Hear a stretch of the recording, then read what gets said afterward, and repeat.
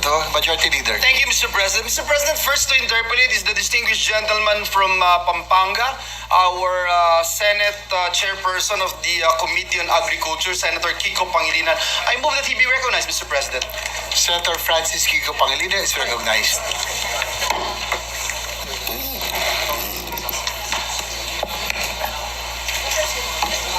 Thank you very much, Mr. President, Majority Leader. May we know if the good senator from Isabela is willing to yield to a few questions? Yes, Mr. President, by all means. Thank you, Mr. President. Firstly, allow me to commend Senator Raffy Tulfo for his timely, privileged speech on the matter of the rice tariffification measure and its direct impact on our farmers. Indeed, nasa krisis ang ating mga rice farmers, ang ating mga magsasaka. Ang daing, gumagastos sila ng hanggang 17 pesos production cost ng palay, pero binebenta na lamang nila ng 5 piso kada kilo.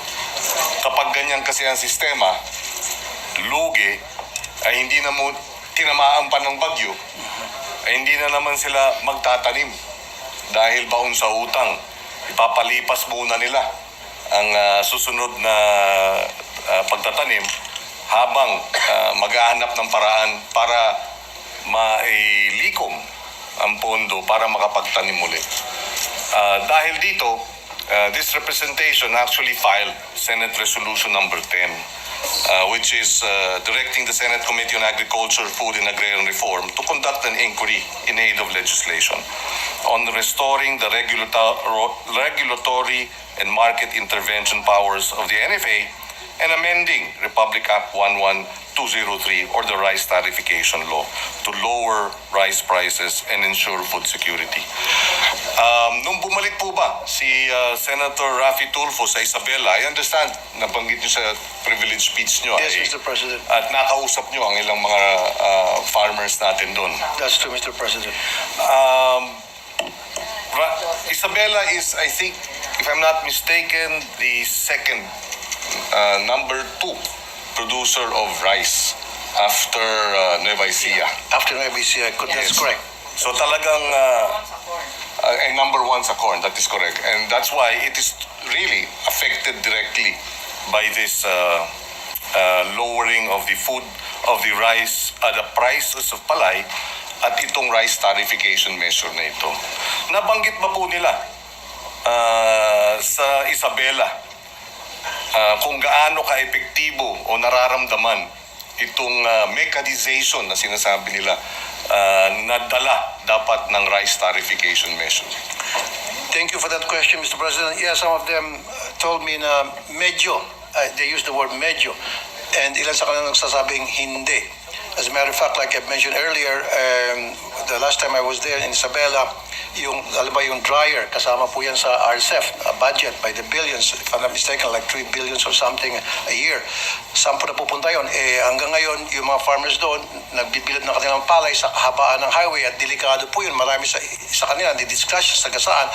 At yung mga palay nila, kapag nasa sagasaan masakyan, nadudurog.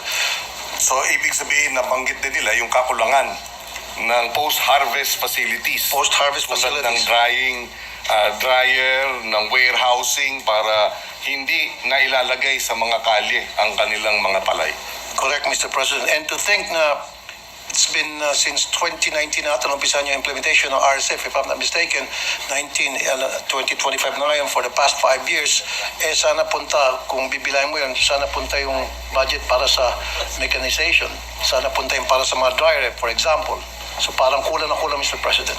At maganda siguro, would you agree, na magkaroon ng audit nasaan napunta itong budget at pondo na bilyon-bilyon mula pa nung nag-umpisa yung pag-implementa ng rice tariffification measure. Tama-tama, Mr. President. You being the chairman sa agriculture, I'm sure kayang-kaya mo yung busisiin, ibulgar, lahat ng mga nangyaring katiwalaan dyan sa DA, Mr. President.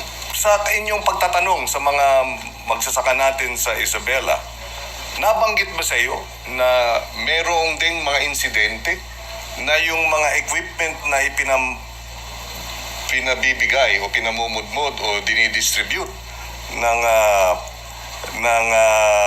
DA ay hindi angkop dun sa mga pangangailangan nila in terms of yung equipment? Meron bang mga ganung mga report Meron, na natanggap? Mr. President, meron mga nagsasabi sa akin na yung mga equipment na binibigay sa kanila hindi angkop doon sa kanilang pangangailangan, doon sa kanilang sakahan. So, ang nangyari, nagrenta sila, nag-uupa sila, nangungutang sila sa mga traders. So, yung mga traders nagpapautang sa kanila and then pagdating sa harvest season, yun, marami ng bawas, yung bawas ng kanilang input plus yung bawas doon sa inutang nila doon sa kanilang mga kaibigan na traders.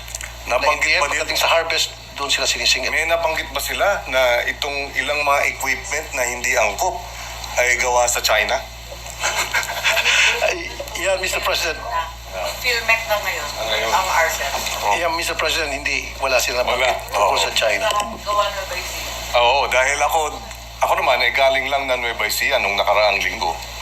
At meron pang natitira siguro na dinidistribute yung DA na hindi angkop dun sa sakahan. Hindi RCEP yun, sa regular rice program yun. Hiwala yan eh, dalawang pondo yan. May rice program na regular, tapos may RCEP. Pero if I may add, Mr. President, Yun, pwede niyo pong imbestigahan to, Mr. President, Your Honor, and I'll be there doon sa gagawin mo hearing. Yung palaging sinasabi sa akin ng mga farmers doon na nakausap ko, yung binibigay sa kanilang seeds, hindi po angkop doon sa, kasi inbred lang talagang allowed eh. Dahil sa RTL, hindi pwedeng hybrid, inbred lang binibigay. So, ang ginagawa nila, hindi naman nila kailangan yung inbred, mas gusto nilang hybrid, binibenta nila yung inbred seeds na binibigay sa kanila. And pag nabenta, yung napagbenta noon, yun po yung pinibili ng hybrid. At isa pa, kadalasan, kung meron man nagbigay, kung halimbawa okay sa kanilang inbred, itatanim nila yon. Kaya lang late na po, Mr. President, Your Honor, pag binibigay sa kanila, tapos na yung planting season, papunta ng harvest. So ano nangyari? Yung po yung binibenta nila para maging animal feeds. At ganoon din siguro ang Pati abono, Mr. President. ang mga seedlings, ang mga abono delayed. Delayed. In some cases, delayed. Meron naman kuminsan nasa timing, nasa tamang panahon. Pero more often than not, delayed po ang pagbibigay ng seeds and then ng abono. Napansin nyo ba, Ginoong Senador, na yung mga edad ng kausap nyong mga farmers sa Isabela? Matatanda na po sila, Mr. President. Wala na po ako nakakausap ng mga batang farmers kasi dying breed na talaga sila. Totoo yan. Kasi itong mga young yung mga anak ng mga farmers, they would opt to become an OFW than continue to till the farmland of their parents dahil nakikita nila na wala masyadong suporta o kulang kung meron man nating gobyerno at sa halip na sila susuportahan, mas sinusuportahan pa yung mga rice na imported na galing sa ibang bansa. Ikaw ba, Ginoong Pangulo, pag ikaw ba baon sa utang dahil sa pagsasaka, tinatamaan ng bagyo, tinatamaan ng kalamidad, ng peste, babad sa utang sa mga trader, kayo ba mag-iisip pang magsaka pag gano'n ang sitwasyon? Mr. President, Your Honor, susurrender na ako. Kaya nga po, doon sa gagawin ko amendment, ipupush ko na tataasan po yung crop insurance. Yes. Na kapag binagyo yung isang farmer, bigyan siya ng sapat na amount na para mapalitan yung pong nawala sa kanya mga pananim. Sa usapin ng crop insurance, may nabalita ba kayo na matapos ang tamaan ng bagyo, aabot ng hanggang 10 buwan bago matanggap yung danyos perficios, yung calamity relief fund at yung crop insurance? Meron ba kayong narinig na gano'n? Natatanggap naman daw nila, Mr. President, pero you're really right, you hit it in the nail, na pag matanggap nila medyo natatagalan. Ganun naman talaga sa ating gobyerno, may kabagalan. Hindi ba't ang prinsipyo sa likod ng crop insurance ay pag tinamaan ka o calamity relief, pag tinamaan ka, meron ka dapat crop insurance para makapagtanim ka ulit. Correct, Mr. President. Dahil food security yan. Pag hindi ka nakapagtanim ulit, madedelay ang iyong harvest, madedelay ang iyong benta ng iyong palay, madedelay ang pagpasok ng iyong kikitain. Kaya dapat agad-agad, hindi po ba?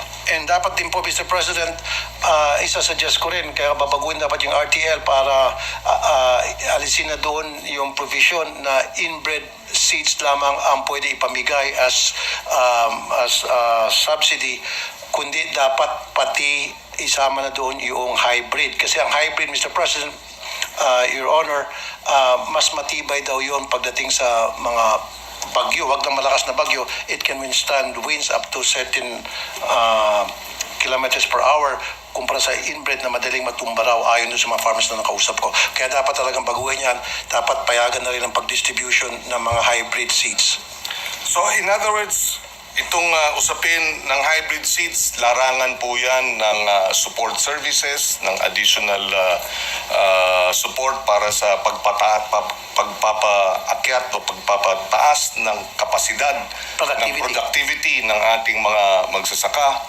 At nabanggit nga kanina, wala na siyang nakilalang batang mga magsasaka, farmers, mga matatanda na. Ang average age of our farmers actually is 58 years old, 57 years old. Ang average na kinikita ay sa farming ay mga kulang-kulang 7,000 a month. Sa ganung klaseng larangan, wala nang gugusto sa susunod na henerasyon ng ating mga magsasaka. If I may add also, Mr. President, buti na bring up mo yan, yung topic na yan, wala lang gusto ng mga young generation magsasaka na yung relatives na mga magsasaka o yung mga anak. Ito lang po pinagtataka ko, we have 3,000 farm schools nationwide na pinunduhan po ito ng gobyerno. Ang tanong, sana po tayong mga graduates nito. And tanong din, since we have this much farm school, sana tumas ng productivity natin. Dahil yung natutunan nila doon sa farm school, gagamitin nila doon sa pagsasaka, o hindi man sila at least ng parents nila o sila mismo. Pero wala nasa plato pa rin yung production ng ating rice, Mr. President. Ang isa pang marahil na patakaran, if you will agree with me, na dapat maimplementa sa ating hanay ng sektor ng agrikultura, ay yung patakaran na ma-establish yung income, increase in income ng ating mga magsasaka bilang benchmark. Ibig sabihin, kung meron silang intervention ng mechanization, kung meron silang intervention na hybrid seedlings, kung meron silang intervention ng pataba, intervention ng pesticido at iba pang suporta, ang mga drying facility, hindi ba dapat lahat ng intervention na yon ay merong benchmark? Gaano tataas ang kikitain ng mga magsasaka pagkatapos ng lahat ng intervention na ito? Madadagdagan ba o hindi?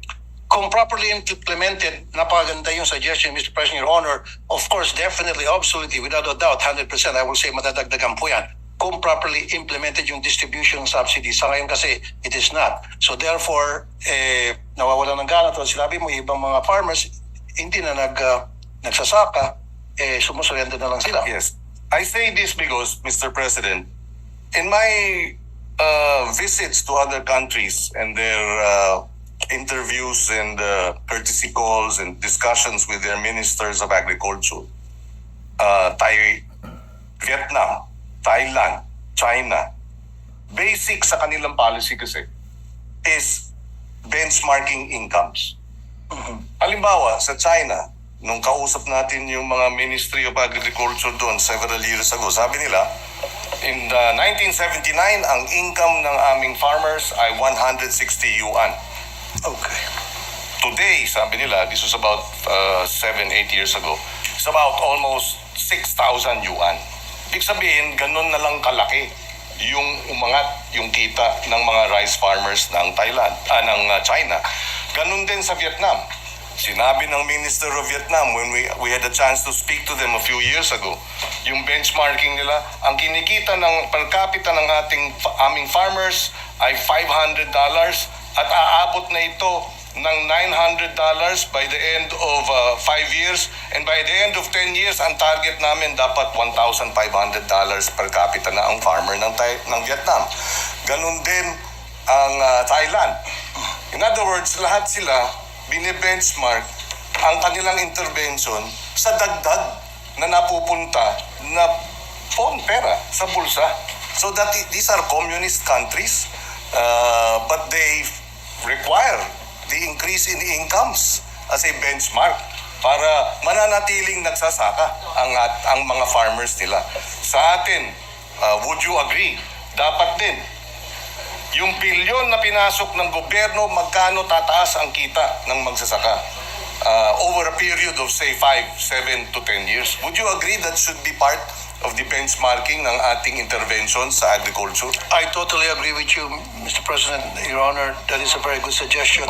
Yeah, unfortunately, correct me if I'm wrong, wala pong benchmarking ang ating gobyerno para sa income ng mga farmers like you mentioned. But if I may add, Mr. President, kasama din dapat sa intervention yung bang irrigation. Yan isa sa mga problema din natin. Mga farmers hindi nakarating yung patubig sa kanilang mga sakahan. Bakit? Napakakurap po ng National Irrigation Administration. In fact, during the last budget hearing, kinol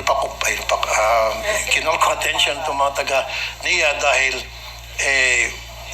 sirang-sira na yung mga irrigation, hindi gumagana, naniningil pa sila para sa maintenance at dami pa pong mga bulok ng mga irrigation facilities na hindi gumagana and yet pinondohan by the billions at naniningil pa sila for maintenance and sa next budget hearing, ibubulgar ko ulit yan, Mr. President. But you are right, kailangan talaga ng intervention ng ating gobyerno at magkaroon dapat ng benchmarking na sa gayong gaganahan yung ating mga farmers, yung mga kabataan, yung mga anak ng mga farmers na ipagpatuloy pagsasaka ng farmland ng kanilang mga magulang. Maraming salamat sa pagkakataong ito. Siguro bilang huling punto na lamang, nakausap natin ang tatlong magsasaka sa San Simon, Pampanga. Si Tatang Neg, si Tatang Maming, na sumakabaling buhay na, si Tatang Maming, and then si Tatang Fileng. Tatang Fileng, when I spoke to him, was 78 years old. Tatang Maming was 84 years old. And Tatang Neg was 88 years old. And nag-umpisa sila mag-farming 15, 16 years old, 20 years old. At nung tinanong ko sa kanila, ilang taon na silang nagsasaka? Yung tatlo, nung sinuma ko ang kanilang ilang taon na silang nagsasaka, 186 years. 186 years. Subalit, nagsasaka pa rin. Sa edad ng 88 at baon sa utang. At yung dati nilang sakahan na 5 hektarya, wala na lang 1 hektarya. So, ang tanong ko nga, sila ang nagpakain sa atin ng 186 years. Pinakain ang mamamayang Pilipino, ang taong bayan. At ano ang isinukli ng lipunan? After feeding us for 186 years, what did society in return give them for the sacrifice? So anong klaseng lipunan ang sasabihing katanggap-tanggap ito? Kaya ito ang dahilan kung bakit nais nating imbestigahan ang issue na ito at magawa ng paraan. And I share again and I commend Senator Tulfo for his privileged speech, and I share his sentiment about the need to look into the rice tariffication measure because our farmers have been unjustly denied the support and the recognition of a society who has been fed by them. And makakaasa kayo na we will look into this and find solutions and recommend solutions. Your Committee on Agriculture will actively pursue the issue of the rice tariffication measure and how we will address the challenges of reforming or amending or revising it so that we can address the gaps. Thank you, Mr. President, Your Honor, and I'm very happy at kayo po ang chairman, committee chair ng agriculture. And I know na marami po kayong magagawa dyan, marami kayong magagawang pagbabago para matulungan, ma-address yung problema ng ating mga kawawang farmers. And I will fully support you at 101% sa lahat ng mga hearings mo. Maasahan niyo po na nandun ako para supportahan kayo. Thank you, Maraming Mr. salamat. President, Your Honor. Maraming salamat, Mr. President, Majority Leader, and of course, the distinguished gentleman from Isabela. Majority Leader. Thank you.